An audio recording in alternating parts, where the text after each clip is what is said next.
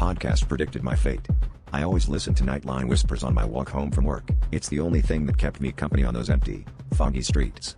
But last week, about halfway through my usual route, the host's voice changed. She paused, then said, "If you're thinking about crossing a Maple Street, don't." I froze. That was exactly where I was standing, earbuds buzzing in my ears. I brushed it off as some weird coincidence and kept walking, but my heart hammered in my chest. The days after that got stranger. The podcast started referencing things I never shared. My favorite coffee order, the scar on my knee, the exact ringtone my mom uses. One night, as I passed the old laundromat, the host whispered, "I know you're scared. Keep your head down, don't let him see your face." I glanced around, and sure enough, a man in a black hoodie was loitering by the door, staring right at me. I quickened my pace, and when I looked back, he was gone. By Friday, my nerves were shot, but I couldn't stop listening. The podcast became more urgent, warning me about strangers on the train, telling me to sit near the exit, and, most chillingly, reminding me not to trust the person sitting next to me. That night, I rode the last train home, and a woman slid into the seat beside me.